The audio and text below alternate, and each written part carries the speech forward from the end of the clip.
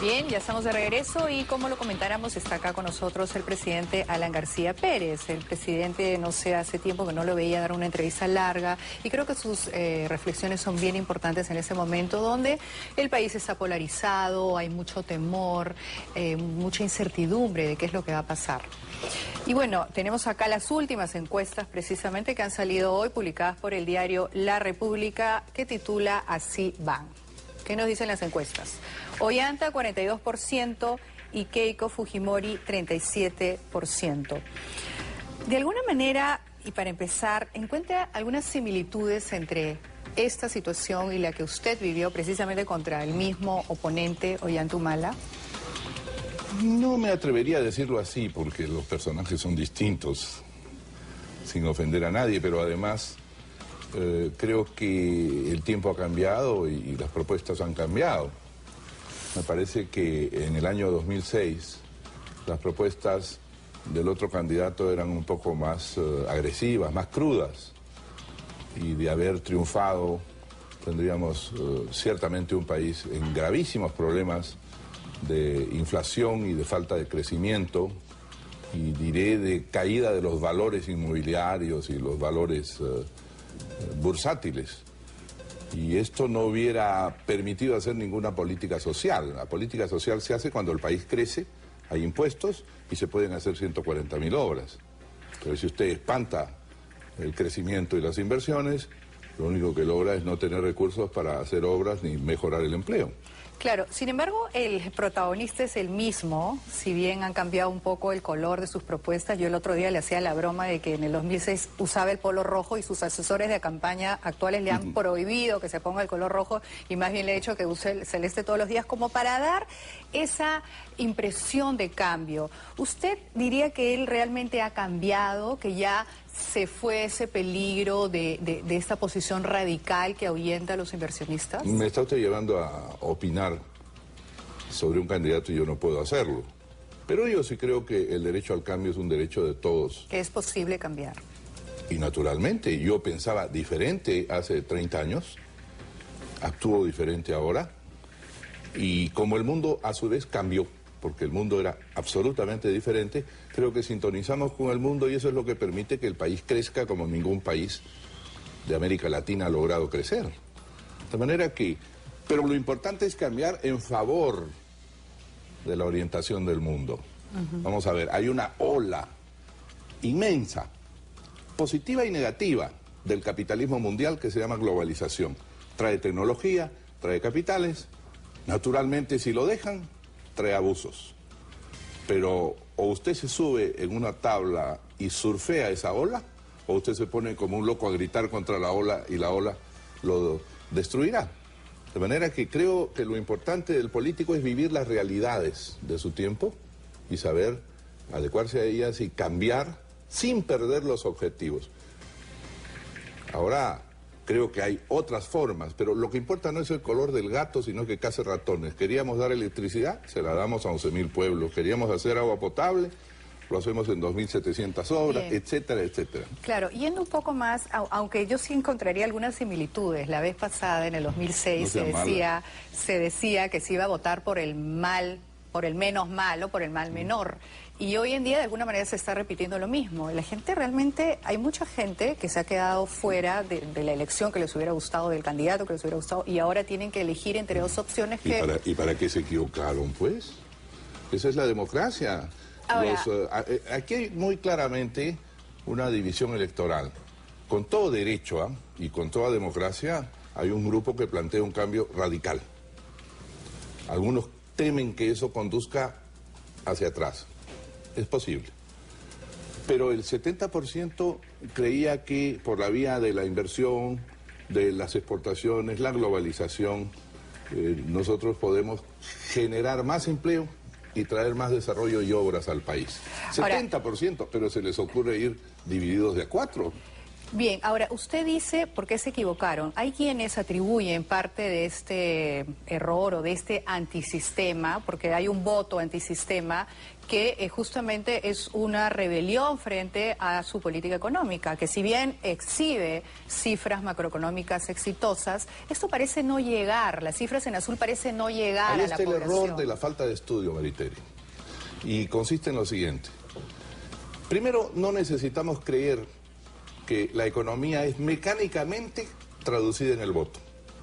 Eso sería el marxismo más vulgar y elemental. Es decir, no se hizo nada por los pobres, luego los pobres rechazan el sistema. ¿Eso Primero, no sucedió? Le demuestro. ¿Usted no considera que ese análisis hecho por muchos analistas peruanos absolutamente no erróneo es un por dos antivoto? razones? Primero, porque sí hubo obra. En Puno hay 938 pueblos electrificados. 300.000 personas que tienen electricidad del millón de habitantes de Puno por primera vez. En Puno se ha hecho la interoceánica por la que peleaban los puneños con mítines aquí en Lima. En Puno se han dado 78.000 títulos de propiedad y se ha hecho muchísima obra más. Ahora, ¿qué es lo que pasa? Claro, pero permítame... Lo que ocurre, si usted me deja terminar, sí, cómo no, es que los sentimientos, la cultura de determinados sectores del país es una cultura siempre de reclamo, de exigencia. Y por más que usted dé, habrá siempre reclamo y exigencia. Eso es a lo largo de la historia del país. Nosotros tenemos un sur más revoltoso que el norte o que Lima, y no es porque no hayan recibido en este tiempo. La carretera interoceánica cuesta 4.500 millones de soles. ¿Cuándo se ha hecho una inversión de ese tamaño en el sur? Yo definitivamente estoy de acuerdo en que se ha invertido, pero no es que se coma el progreso, no es que se coma la electricidad, no es que se coman las carreteras, es más grave aún, es porque la gente se muere de hambre. Usted ha mencionado Puno, es porque no tienen higiene, es porque no tienen atención en salud. Bueno, no me gustan las dramatizaciones y decir que la gente se muere de hambre, porque yo le puedo demostrar que entre triciclistas, cachorreros, que son los que trabajan en las minas, queridos contrabandistas también, que hay muchísimos. Si usted, la invito a usted personalmente, y no lo tome como una insinuación, a visitar... Jamás tomaría eso como Juliaca. Una insinuación. Ay, qué pena. Pero la invito a visitar Juliaca para que vea la cantidad de edificios de 10 pisos, de 8 pisos, de 12 pisos. Juliaca ha consumido en estos años casi 70 millones de bolsas de cemento. Permítame decirle algo. El Perú en 5 años ha producido 660 millones de bolsas de cemento. Una parte están en los centros comerciales, otra parte en los edificios para la clase media, pero una inmensa parte está en los pueblos que eran más humildes. Entonces, yo no soy partidario de tomar el dinero del Estado y darle propina a la gente y decirle compra tu fideo, compra tu arroz. Para eso hay un programa para 470.000 familias, pero no podemos pasar a regalar el dinero. Hay que hacer obra porque de la obra depende el futuro productivo y sostenible del Perú. Estamos de acuerdo en eso. Ahora, bueno, ayer, por ejemplo, la señora Pilar Nores comentó y dijo que el problema en el Perú también es que acá muchos burócratas están sentados en un escritorio y no se sintonizan con la realidad, con el interior del país y lo que sucede. Entonces, de hecho, hay como... que yo no creo realmente que sea un tema solo de percepción, ¿no? Evidentemente hay gente que... Pero vamos a ver. Dice, acá hay muchos burócratas. ¿Se olvidó usted que existen hoy día los gobiernos regionales que tienen el 70% y que no hacen obras del gasto?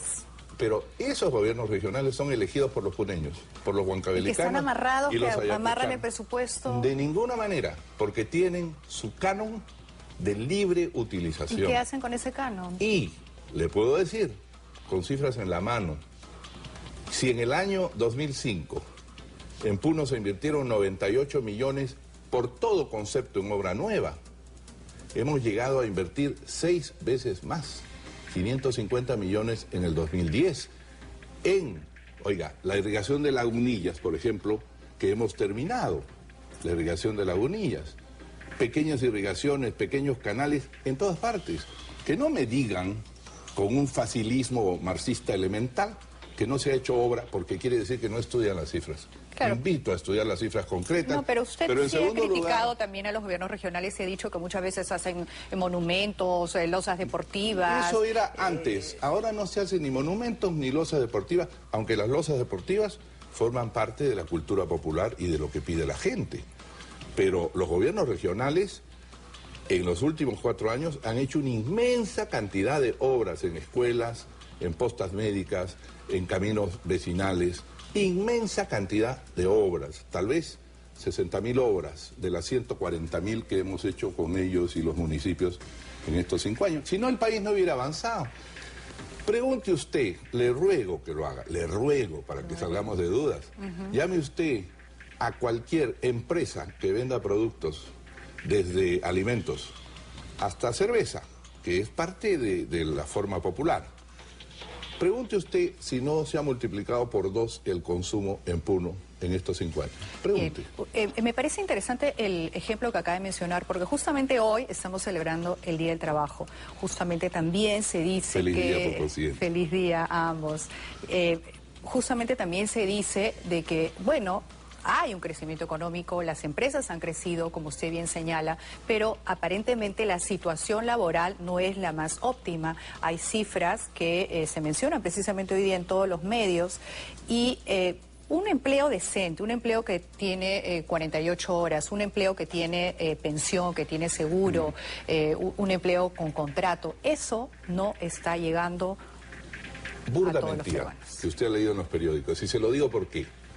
Explíqueme por qué la seguridad social, a donde se inscriben los trabajadores formales, el seguro social, es salud, tenía 6.200.000 personas aseguradas al comenzar mi gobierno, y ahora tiene 9 millones. 8.900.930.000. ¿Por qué? Ha crecido 50%. ¿Porque se han inventado papeles o hay más trabajadores formales asegurados? 1. 2. Si el país ha crecido, producía 89 mil millones de dólares por año. El 2005 ahora produce 156 mil millones. Si el país ha crecido porque hay más edificios, más carreteras, etcétera, ¿quién ha trabajado eso? ¿Los ángeles? ¿O han tenido trabajo los peruanos? Se han generado 2.200.000 trabajos, perdón, 2.200.000 trabajos que se los puedo enumerar y la CONFIEP se los puede dar exactamente en qué lugar se generaron empleos en carreteras o en construcción de centros comerciales o de los colegios emblemáticos o de poner agua a 2.500 lugares. Sí, doctor García, muy bien, nos vamos a ir a un corte, pero solamente quiero irme y dejar la pregunta en el aire con el tema del empleo, el sueldo mínimo que por recomendación se sugirió que se debía subir, no se subió. Sí, eso es fácil decir, pero si yo mañana subo el sueldo y me gustaría subirles a mis amigos camarógrafos el sueldo, se lo subo a todo el Perú, lo único que tiro es billetes a la calle. Pero eso tiene una explicación técnica. ¿A dónde conduce tirar billetes a la calle? Que al día siguiente el sueldo que en papeles es más alto vale la mitad porque los precios van a dispararse. La economía tiene que ser manejada con mucha prudencia, sin demagogia, sin alarca. Hay que crecer, generar empleo, que es lo primero que necesita el Perú. Crear más trabajos y, en segundo lugar, progresivamente, en la medida en que hay más inversión, los sueldos tienden a subir poco a poco. Lea usted los índices del ingreso promedio en el Perú y ha subido en los últimos 5 años. Vamos a completar, de redondear con el presidente de la República, el doctor Alan García Pérez, y nos habíamos quedado en el tema de que el aumento a los salarios no se puede dar así porque es un tema técnico, me lo estaba explicando, pero sí, sin embargo, usted esta semana ha aumentado, ha habido un aumento salarial a las Fuerzas Armadas y a la Policía que va a beneficiar a unas 200.000 familias. Ha tenido también otras medidas como es el embalse de la gasolina. Digamos, ¿por qué a portas de dejar el gobierno ha dado esa medida? Bueno, primero, porque la Policía Nacional, el Ejército Peruano, las Fuerzas Armadas, ponen lo que los demás peruanos no ponemos, su piel y su sangre, para defendernos o de los terroristas o de la delincuencia común. De manera que hay que ser justo en ese tema. Y sus salarios venían ciertamente atrasados. Ahora, lo que hemos hecho es programar en 5 años un aumento, pero dejarlo financiado y sostenible. Y hemos dado el primer paso. Lo segundo es un tema que es muy importante de explicar. Nosotros hemos pasado el año 2008-2009 una crisis tremenda que puso de rodillas a los Estados Unidos, a Japón y a todos los países, en el Perú pasó como si no hubiera habido crisis casi. Y todo el mundo lo reconoce, porque habíamos preparado ahorros suficientes para eso. Si nos hubiéramos farreado la plata haciendo aumentos salariales con inflación, nos hubiera tocado una situación horrorosa el año 2009. Pero ahora tenemos una segunda crisis en el mundo. Como hay conflicto en el mundo árabe, el precio del petróleo que estaba en 70 se ha ido a 115. Y nosotros compramos petróleo para hacer la gasolina. Uno. Pero el precio del petróleo origina que el maíz, el trigo y la soya, es decir, el pollo, el aceite sube todo, y el pan, suban en el mercado internacional. Entonces, si nosotros cometiéramos la barbaridad de decir, voy a dejar que todo suba de acuerdo al mercado internacional, tendríamos una situación como la que tiene Bolivia en este momento, con mucha mayor pobreza en Bolivia. Pero hay que manejarse de una manera prudente. No hay ningún embalse. Lo que nosotros hacemos es, el Estado tiene unos recursos que obtiene por el crecimiento de la economía. Entonces, en vez de hacer pagar más por el querosene y por el petróleo interno, lo que nosotros hacemos es, oiga, a esas refinerías que teóricamente pierden porque compran un petróleo muy caro y tienen que vender una gasolina a precio anterior, nosotros les cajeamos la pérdida, simplemente. Importante explicación porque sí hay economistas que piensan o analistas que dicen, bueno, él ya se va y lo que quiere es, de repente, podría ser o tomarse esto como una medida populista con miras a una futura elección, porque finalmente un embalse se desembalsa en algún momento y rebota, o podría rebotar. No es el adecuado, es simplemente manejar de otra manera el precio de la gasolina. Imagínense qué pasaría. Mire, ha subido el petróleo, pero ha subido, el pollo sube porque el maíz que come es maíz traído del extranjero a un precio que está más alto que nunca en la historia. Si yo tuviera una varita mágica, me encantaría bajar el precio mundial del maíz. No puedo. No se puede. Entonces, ¿qué hago yo si suelto el precio de la gasolina? Y entonces los camiones que traen el pollo tienen que aumentar el precio del pollo además. O sea, tengo que cuidar al máximo posible la economía, pero sin déficit. Sin dejarle una bomba de tiempo al siguiente gobierno. Déficit. Bien, usted ha promovido esta alianza con bombos y platillos, esta alianza Arco del Pacífico entre Perú, bombos Chile, Colombia y México. No, pues porque usted lo ha promovido. No hay bombos y ni platillos. Se le ha felicitado y ha estado muy bien. No es un afán de crítica, al contrario. Pero, digamos, una vez más, analistas sostienen, si usted está en un gobierno de salida, ¿por qué promover esto ahora justamente? Y de alguna manera, ¿esto se contrapone con la comunidad andina? De ninguna manera. La comunidad andina está en desfase, ya no sirve. Está a una mucho menor velocidad, porque Colombia y Perú tienen una concepción del comercio mundial distinta a la que tiene Bolivia y aparentemente Ecuador. Entonces, dos socios piensan de una manera, dos socios de la otra, está yendo muy lentamente. Cumple su papel. Comerciamos con Ecuador y con Bolivia, pero no va a ir mucho más rápido en este tiempo. Entonces decimos, hay economías, las que crecen más, Chile, Perú, Colombia, México y Panamá. Y estamos todos frente al Pacífico. Si nos unimos, podemos negociar mucho mejor con China y Japón que solos, porque solos somos muy pequeños. Esto es lo que acabamos de hacer y creo que es una de las medidas más importantes que en política internacional ha hecho el gobierno, y allí no hay que faltan 5 días para irse del gobierno, es la continuidad del país. Bien. Ahora, usted se ha aliado a Perú, Chile, Colombia y México, y justamente me llama ahorita el tema de la seguridad. Usted sabe la situación que se vive en México, en Colombia. Sentimos los peruanos que hay una inseguridad ciudadana, que ahora, si bien es cierto no estamos a los niveles de México, por supuesto, sí son capaces de matarte en la calle por un par de zapatillas, ¿no? ¿Qué se hace? ¿Qué podemos hacer? Estas pandillas que se ven en televisión, estas pandillas que agarran y se apoderan de barrios completos y uno los ve en imágenes y uno dice, ¿dónde está la policía? ¿Qué se está haciendo al respecto? ¿Cómo es posible que se hayan apoderado de barrios enteros? Bueno, varios temas. Igual que en el tema de la pobreza, no hay una receta mágica para acabar de aquí a mañana la pobreza. Pero sí se puede dar pasos fundamentales y debemos tener la paciencia de dar otros pasos en los próximos 5 años y sucesivamente hasta liquidar la pobreza.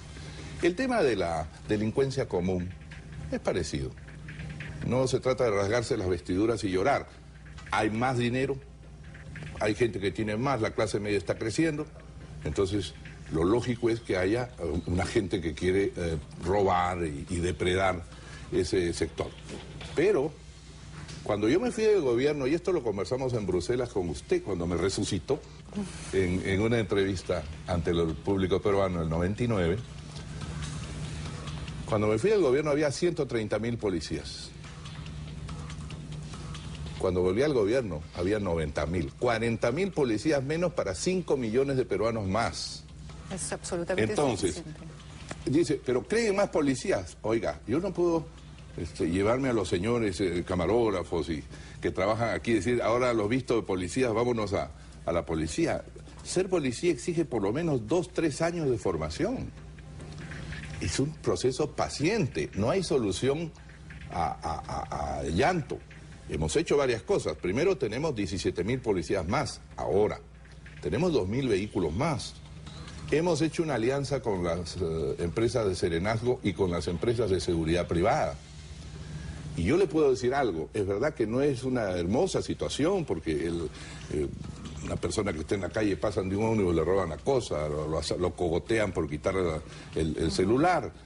Claro que lo veo todos los días eso, pero hay países que están muchísimo peor porque están trabajando menos eficientemente. Yo no puedo quitarle a la policía el mérito de tener cierta eficiencia. ¿Qué hacen cuando capturan gente y a las 2 horas lo sueltan? Sí, bien, justamente nos llamó hace un hace un rato que no quería dejarlo de mencionar. Usted mencionó las Fuerzas Armadas, la policía, que les ha hecho este aumento.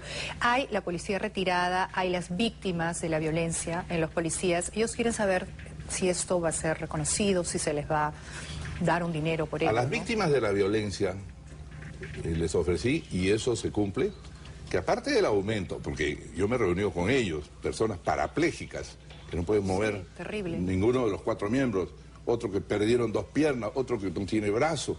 Esa gente vale más que cualquiera de nosotros dos. Es la verdad. Por más que nosotros nos creamos intelectuales, esa gente ha entregado al Perú lo que no hemos dado nosotros. Entonces, se le da el aumento del 20% como a cualquier policía, pero a este señor que perdió el brazo, 25 más. Para hacer un reconocimiento, oiga, por lo menos las viudas de las víctimas, mire que la sociedad, pero evidentemente también también las alcanza a ellos. Bien, bueno, quisiera ya ir cerrando y de repente irnos un poquito al plano familiar. Ayer su ex esposa ha hecho unas declaraciones explosivas. No, que han sido, no tan explosivas, porque ya las había hecho explosivas antes. En la medida de la repercusión. Lo sorprendía la repercusión mediática. Hay unos 50 links que hablan del tema. ¿Hay alguna razón por la que la señora Pilar haya salido a hablar? Sepa, no. Creo que tiene todo el derecho de vez en cuando de hacer una entrevista, y entonces cuando le preguntan el tema dice lo que todo el Perú sabe. Que no, era un secreto a voces, pero una cosa es que se supiera y una cosa es que ella saliera a decirlo públicamente. La señora Pilar lo ha dicho en radioprogramas, lo ha dicho en varios medios, y yo me sujeto a lo que dice mi esposa, es decir, ha dicho la verdad y punto. Están separados. Sí, como la mitad del Perú. O sea... Si no toco ningún tema particular. Bueno. ¿Quién tira la primera piedra? Bueno, siguen trabajando juntos porque ya están en lo de Sembrando. No, está muy Sembrando activa. es absolutamente ¿Se privada. ve? Sí, claro, claro. Oiga, yo jamás podré tener amistad o enemistad con una persona que me ha dado 4 hijos maravillosos. Claro que sí. Maravillosos. Oiga, Josefina ha sido la doctora en genética o en biología molecular más joven de Francia. Luciana es abogada en Washington. Gabriela es médico en Nueva York. Y Alan Raúl acaba de tener una beca completa en Singapur. Todos son cum laude en la universidad. ¿Cómo podría, han heredado ¿cómo podría de sus padres, yo ¿no? Porque la señora Pilar también es una persona. no tener amistad con una persona con la que he tenido y hemos formado esos hijos maravillosos, ¿no? ¿Y cómo han tomado los chicos esto? Pero hace mucho tiempo, pues bien adultos, ¿no? De 30 años, de No, porque ella 25 cuenta en la años. entrevista pues que a ellos les afectó mucho, digamos. Bueno, en su momento es posible, ¿no? En su momento, sí. Pero los seres humanos somos así. ¿Cómo y está es su hijo? absolutamente natural. Su chiquitín. El otro, es una maravilla ese chiquito. Anoche 6 durmió, añitos. anoche durmió conmigo. Durmió él, como le contaba, y no me dejó dormir a mí. Porque lo patea. Me patea, pide agua. Pero finalmente... ¿Lo lleva al colegio? ¿Qué es hace con él? una belleza. No, yo no tengo tiempo. No, claro, lógico. Lamentablemente, su mamá, él vive con su mamá, la mamá lo lleva. Cuando tengo alguna oportunidad lo he recogido del colegio para que sepa que su papá también lo recoge, ¿no? ¿Alguna actuación que haya ido? ¿Cómo no? Una vez tiene una enorme adicción a la prensa. Le encantan los periodistas. Ha crecido frente a los le gusta, flashes. quiere declarar y yo tengo que estar haciendo que me retiren. No Tiene voy a que decir, prepararlo para el día que ya no estén más frente a los flashes. Porque sí ve falta mucho fuerte. tiempo. Bueno, y a propósito, 2016. No, de por verdad ahora. le digo. Me preguntó un periodista justamente el día de la elección, ¿le gustaría hacer? ¿Cómo voy a decir que no? ¿Estaría despreciando a mi país? Oiga, ya no me gustaría representar a la nación. ¿Qué le parece si contesto eso? Dirían, ¿qué se cree? Sí, pero... No. Los políticos tenemos una cierta ambición de hacer las cosas, de protagonizar, ¿no? De figurar también. Pero, oiga, yo he sido presidente 2 veces ya. Y a veces pienso, y he vivido pendiente del partido, de todo, toda la vida, y de vez en cuando tomo un libro digo, ¿y cuándo vivo para mí? Un momento. Usted también mencionó el partido. ¿Cree que es la crisis más fuerte que ha habido el APRA? Hay gente que lo responsabiliza a usted de la crisis actual del partido. Quizá por eso se siente usted desanimado de decir frente al público que va a postular para el 2016, porque dirá, ¿quién me va a apoyar? Si tengo solamente, no he conseguido curules. Maritere, ¿cómo? Con 4 curules en Congreso, claro. ¿Cómo se va a lanzar acá frente al público a decir, voy a Oiga, lanzarme? Maritere, el Partido Aprista Peruano ha tenido siempre gravísimos problemas. Gravísimos problemas, la mayor parte de ellos porque confrontaba dictaduras y la gente se va en la dictadura, ¿eh? Y quedan los fieles de Huamantanga, son 20, ¿ya? Siempre es así. Entonces, y dice, ya murió el APRA, pero todos los que han dicho eso, mi amigo Sánchez Cerro, mi amigo Benavides, el general Odría, el general Velasco, el ingeniero Fujimori, todos los que han dicho eso están donde están. Algunos bajo tierra, y yo respeto todas las tumbas, pero otros en otra situación. ¿Usted quiere ser la próxima que diga...? No, los que lo han dicho son personas del APRA, y Mercedes Cabanillas ha dicho también que ha habido corrupción, Mercedes Cabanillas, o sea, hay gente dentro del APRA, voces dentro del APRA, que han hecho autocríticas importantes, ¿no? Bueno, pero eso tendrían que hacerlo primero en un congreso partidario y decir quiénes son responsables de la corrupción. Yo les he dado oportunidad a todos, porque creo que sin ser mayoría aplastante, el partido necesitaba tener ministros en puestos claves, y yo estoy muy orgulloso de que algunos lo han hecho muy bien, pero el partido con personas de otros partidos e independientes técnicos, y creo que eso le ha gustado al país. El país sabe que yo no vengo a hegemonizar ni a traer apristas, ni menos alanistas. No. Gobierno con todos y para todos, ¿no? Bien. Bueno, finalmente, y como para irnos, me dice usted que hay cosas... Nos vamos de la entrevista. Hay cosas que ha dejado de hacer. ¿Por qué se ríen todos sus...? Y sus camarógrafos también se ríen. No, porque dice usted, vamos a ir, pero... De la entrevista. Bueno. Nos vamos de la entrevista. Póngase colorado. Usted ha dicho... Póngase no, ya no. roja. Es el reflejo de mi computadora. Rojísima. Usted ha dicho que hay cosas que ha dejado de hacer. Muchas. ¿Qué vas por el trabajo? ¿De repente ha sacrificado No, pero otras? en el tema personal, pero claro, en el tema político, mucho. ¿Qué le gustaría, qué cosas en el tema personal le gustaría o está añorando hacer ahora que termine su mandato? Yo soy, me gusta mucho la música, básicamente la ópera, ¿no? Me gusta mucho el estudio histórico. Me gustaría, le juro, volver a mi fuente, que es la interpretación histórica, hacer textos. ¿Escribir un libro de repente? No, yo no sé. No algo tan pretencioso. ¿Por qué no? Si hay tantos libros que escriben. Imagínense cuántos pretenciosos Escribir hay. sería una de sus inquietudes. O exponer, Okay. interpretar cosas. Dictar cátedras, Creo que de cada cosa que uno cree que ya entendió, puede usted hacer 50 interpretaciones distintas y demostrar a las personas, mire cómo se piensa de manera diferente. Eso es lo que a mí me fascina. Cada cosa que parece ya completamente explicada, nunca está explicada. Bien, bueno, me están pidiendo que ya por terminar la entrevista, Culpa pero de Schutz, le quiero agradecer muchísimo porque sé que así nomás usted no se siente en Pero un ¿cómo set no de voy a televisión. venir si usted fue hasta Bruselas para entrevistarme? Le agradezco. ¿Cómo le parece? Muchísimas gracias, Maritere. Le agradezco Mucho éxito en el muchísimo. programa. Muchas gracias. Gracias. Y bueno, nosotros vamos a una pausa y ya regresamos.